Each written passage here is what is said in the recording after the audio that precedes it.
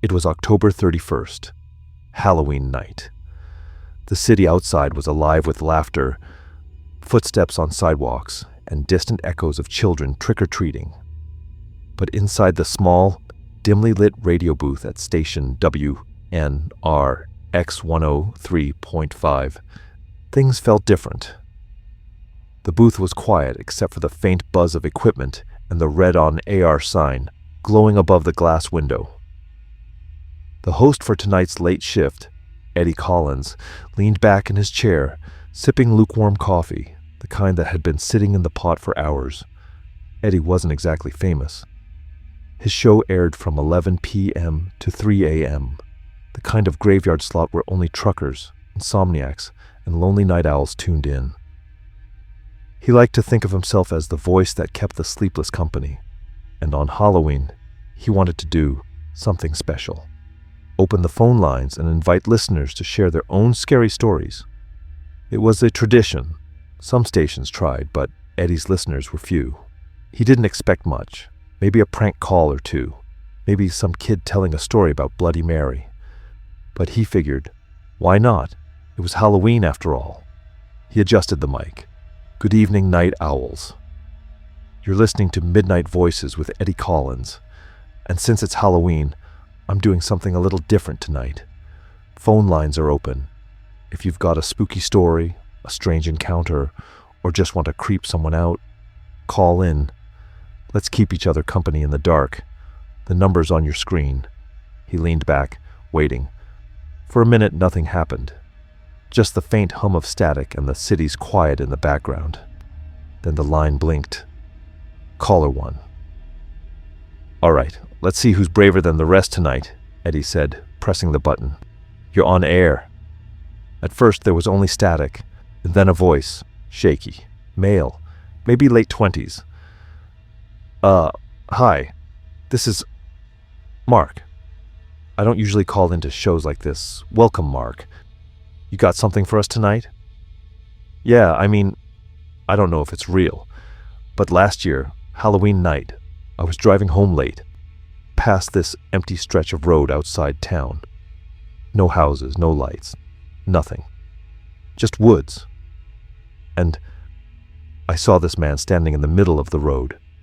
Eddie leaned forward. Middle of the road? That late? Yeah, he was tall, wearing this old suit, but I couldn't see his face. He just stood there, didn't move when my headlights hit him. I slowed down, rolled the window, and he whispered something. I don't know what it was, but I heard it clear as day. A whisper, right in my ear. Even though he wasn't close, Eddie nodded. Creepy. What happened next? When I blinked, he was gone. I checked my mirrors, nothing. Just road. But the whisper stayed in my head all night. Like it wasn't English. Like it wasn't words at all. The line crackled, the faintest sound of breathing in the static. Eddie frowned. Mark, you still there? But the caller was gone. The booth fell silent. Eddie shook his head, forcing a laugh. Well, folks, that's one way to start the night. The whispering man. Don't pick up hitchhikers, and maybe don't roll down your window. He moved to the next track, a filler song to cover the dead air. But something about the line bothered him. The static hadn't sounded normal. It had been almost like someone else was breathing into the mic. Half an hour later, the phone line blinked again. Eddie hit the button. You're on air with Midnight Voices. A soft voice. A girl. Maybe 12, 13. Hi. Eddie smiled. Hey there. Happy Halloween. You got a scary story. Silence for a moment. Then quietly, there's someone in my basement. Eddie hesitated. Was this a prank? What do you mean? The girl's voice trembled. He knocks on the door. Every night. But my mom doesn't hear it. Only me. She says it's just the pipes, but I can hear him. He asks me to come down. He says he wants to play. Eddie felt a chill run through him. He tried to keep his voice light. That's one creepy story. Are you telling me this happened? or you're just making it up for fun. No, she whispered. It's happening right now. The booth went cold. Eddie looked at the phone line, but it was still live. What's your name? Silence, then a faint tapping sound. Rhythmic. Eddie leaned forward, heart beating fast. Sweetheart, are you safe right now? Is your mom there? The tapping grew louder through the static. Then a deep male voice, not the girl's, came through the line. Low, guttural. She can't come to the phone. And the line went dead. Eddie yanked his headphones off, heart hammering. He stared at the console. That hadn't been a prank. That voice hadn't sounded fake. It had sounded real. He tried to shake it off. Okay, listeners. Someone's really leaning into the Halloween spirit tonight. Just remember, keep it fun. Keep it safe. Don't actually terrify your radio host, all right? But his hands were shaking. It was past 1 a.m. when the third call came. Eddie almost didn't pick up, but the light blinked insistently. He sighed, pressing the button. You're on air. Static, then a warped, mechanical voice. Eddie. He froze. Who is this? Do you believe in ghosts? The distortion made the words drag unnaturally, like a tape being slowed down.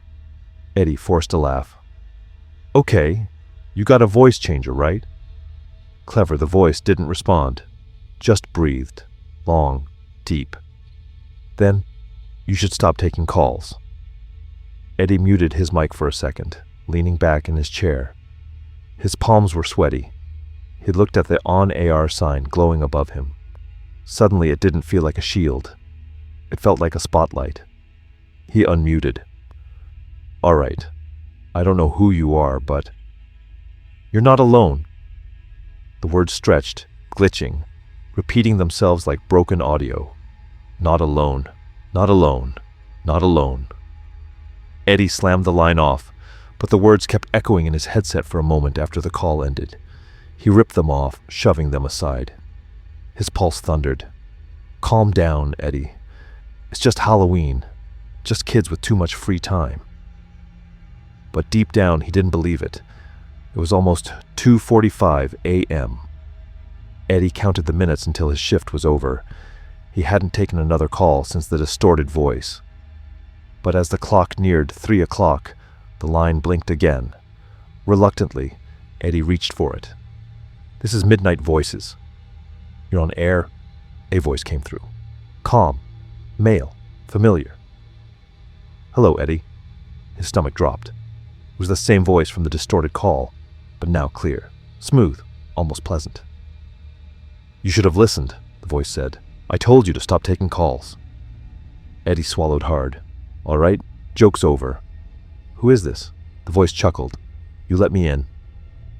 Every call, every story, I was there. Whispering, knocking, breathing. And now, the lights in the booth flickered. Eddie's eyes darted to the window, but the hall outside was empty. The voice grew louder in his headset.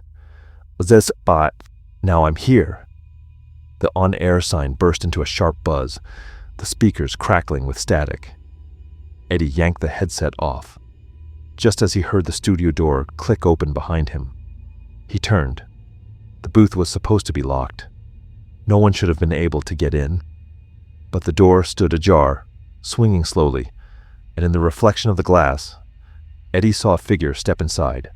Tall, suit, no face. The last thing that went out over WNRX 103.5 before the signal cut was Eddie's sharp, terrified intake of breath.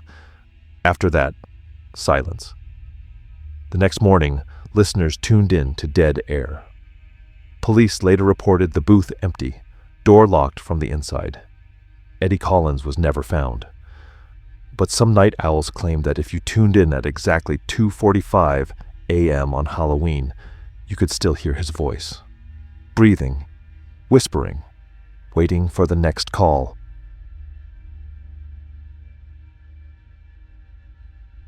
It was Halloween night, almost midnight. The dispatch center was quiet except for the low hum of computers and the occasional call about reckless drivers or loud parties. Most operators were tired, sipping coffee, waiting for their shifts to end. Megan Collins, a 911 dispatcher with 5 years of experience, leaned back in her chair.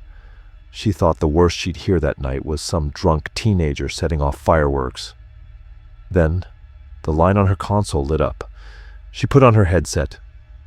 911, what's your emergency? At first silence, then a small, shaky voice. Please, help us. It was a child, a girl. She sounded no older than 10.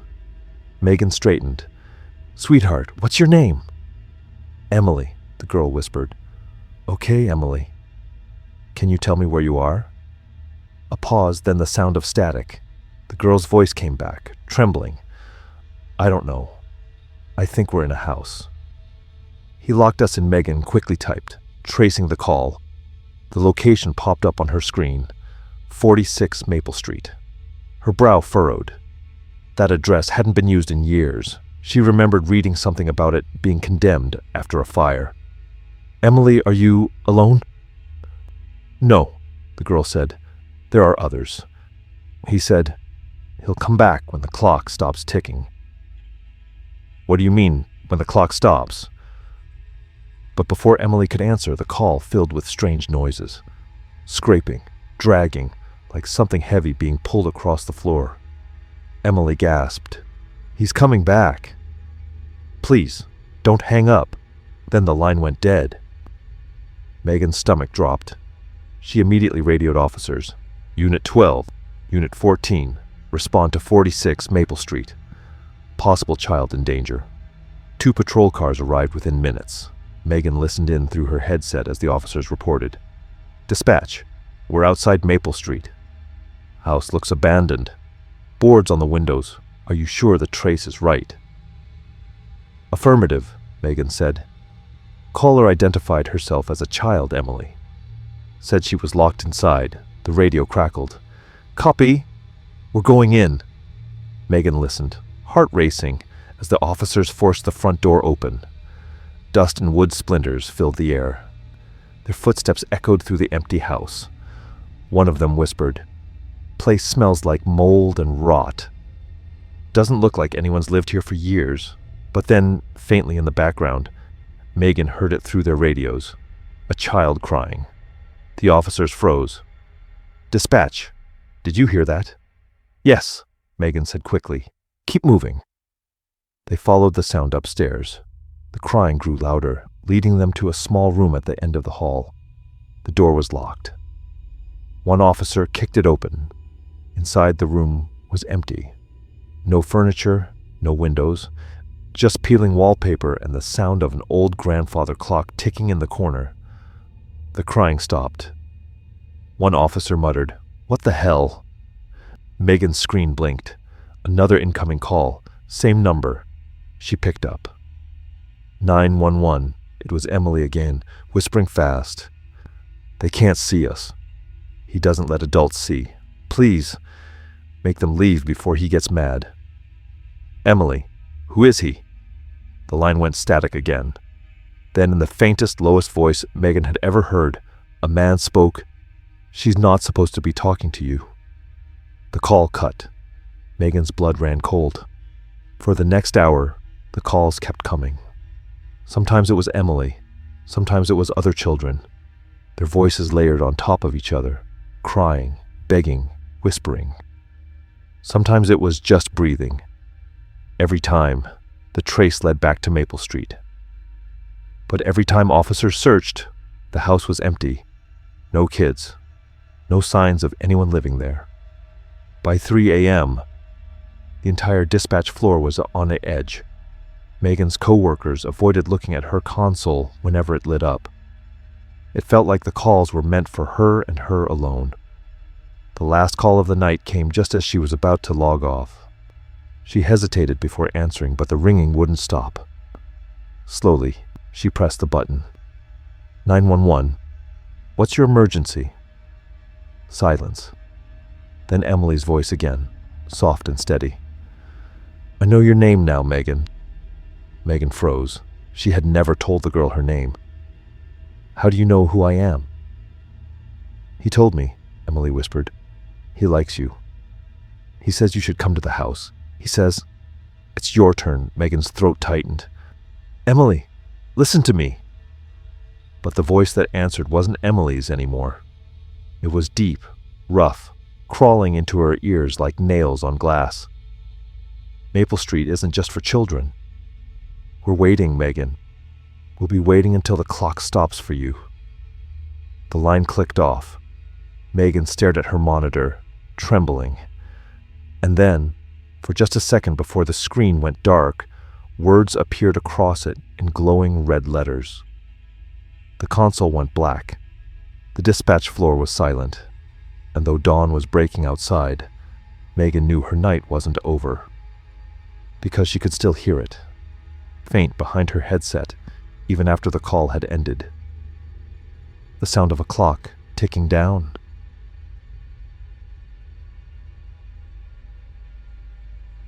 It was the kind of night that seemed built for unease. October 31st, a Halloween evening when the streets outside Hollow Creek Animal Shelter were alive with kids in costumes and porch lights glowing orange. But inside the shelter, things were quiet, almost too quiet. Daniel Harper, the night caretaker, was used to silence. He'd been working the night shift for 6 months now, ever since his other job hours were cut. He didn't mind the stillness. The shelter sat on the edge of town, away from the neighborhoods, surrounded by trees that blocked out the distant hum of traffic. Nights were long, but simple. Check the kennels, feed the animals, clean up, keep watch. He knew most of the shelter's residents by name.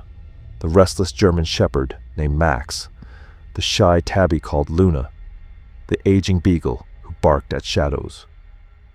They were his companions through the hours most people slept. And normally, their noises, whines, barks, and the occasional meow were comforting. But tonight was different. At 11:15 p.m., Daniel finished sweeping the front lobby and leaned against the reception desk, glancing at the security monitor. The shelter had 6 cameras, 4 in the kennel hallways, 1 in the lobby, and 1 outside the back door. The screens glowed in grainy black and white, each showing still, empty spaces. Except the dogs weren't still. They were restless, pacing, whining, scratching at their cage doors. All of them. Dozens of dogs, all shifting nervously as if they sensed something Daniel couldn't see. He frowned. Animals reacted to storms sometimes, or sirens. But the night outside was calm. The town had already gone quiet after trick-or-treating ended. Daniel stood, walking down the kennel corridor. The overhead lights flickered faintly as he passed. He knelt by Max's cage. "What's wrong, buddy?" he murmured. Max pressed against the bars, ears flat, eyes locked on the far end of the hallway. His body trembled. Daniel turned. The hall was empty. Just the hum of the lights and the smell of bleach. He shook his head, moving on. Maybe the dogs were just feeding off each other's anxiety. Still, the tension in the air clung to him like static. By midnight, Daniel had settled into the small break room, heating leftover pizza in the microwave. He left the door cracked, listening to the faint noise of barking down the hall. He told himself it would fade. It always did. But then came a sound that didn't belong. It was faint, muffled, like knocking. 3 slow raps. Not from the front door, no, from inside. Daniel froze, pizza slice halfway to his mouth. He stood, listening. Silence. Then, another knock, this time louder, coming from the basement hatch beneath the supply closet. The shelter had a storage basement. Daniel had only been down there twice, and he hated it. Low ceiling, old crates, the smell of damp concrete. No reason anyone should be down there. He walked to the closet, heart picking up. The hatch sat flush with the floor, padlocked. He stared at it, waiting. Nothing. Only the hum of the overhead bulb. Probably pipes, he muttered. Old building. But the excuse didn't sit right.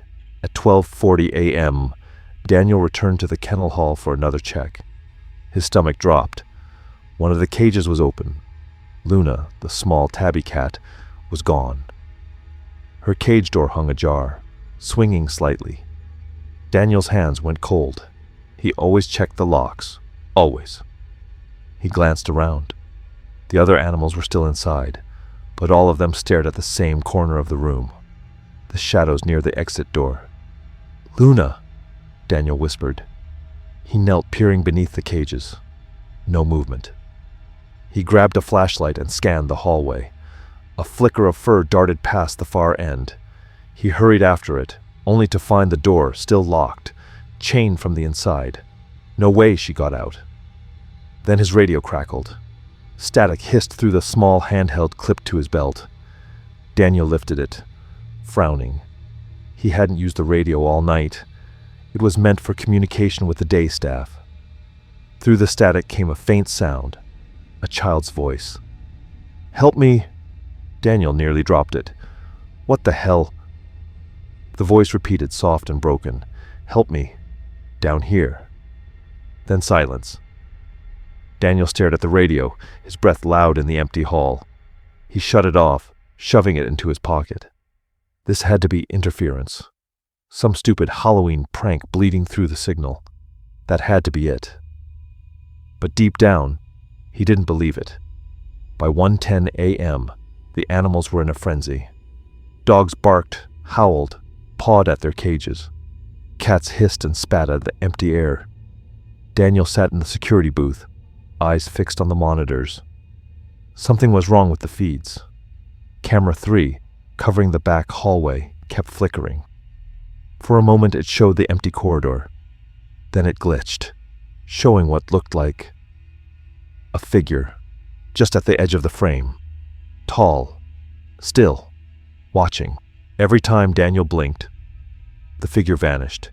He rubbed his eyes, leaning closer. Maybe it was a glitch, some leftover static from the storm last week. But then camera 5, the outside door, showed movement. The door swung open slowly. Daniel bolted upright. That was impossible. The door was bolted shut from the inside. He grabbed the flashlight, rushing down the corridor. When he reached the door, it was closed, locked. No sign of anyone outside. He turned slowly.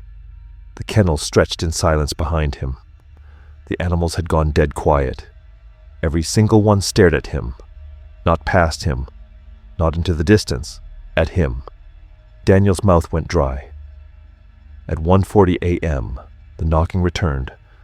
Louder this time. Daniel stood in the supply closet, staring down at the basement hatch.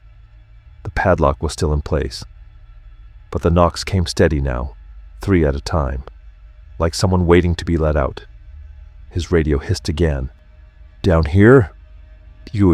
Daniel's hands shook as he unlocked the hatch. The hinges groaned as he pulled it open. A wave of damp, cold air rushed out. His flashlight beam cut down the narrow stairs. Dust floated in the stale air. "Hello?" His voice cracked. The silence pressed heavy. He descended, each step creaking. At the bottom, rows of old wooden crates lined the walls. He swept the light across them. Nothing. No movement. But then came the sound, scratching, from inside one of the crates. Daniel approached slowly, knees weak. The crate trembled faintly, the wood rattling. He knelt, pressing his ear against it. A whisper came through. A child's voice. "Let me out!" Daniel stumbled back, flashlight clattering to the ground. The scratching grew violent. Claws raking wood. Something inside was trying to break free. He bolted up the stairs, slamming the hatch shut, fumbling with the lock until his hands hurt. The scratching stopped, but the silence that followed was worse. By 2:20 a.m., Daniel was unraveling. His coffee mug lay shattered on the floor. He sat in the security booth, rocking slightly, eyes wide at the monitors. Every screen now showed the figure. No flicker, no glitch, just standing there. Tall, thin, shadowed, watching. In one screen, it was at the end of the kennel hall.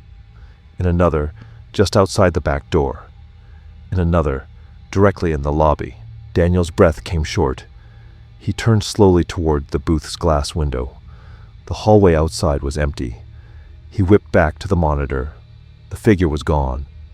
Every screen blacked out, one by one, until only static filled the wall of monitors. And then his radio came alive.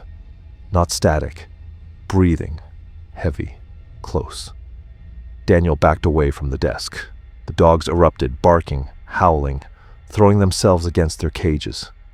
Cats hissed wildly, claws scraping metal.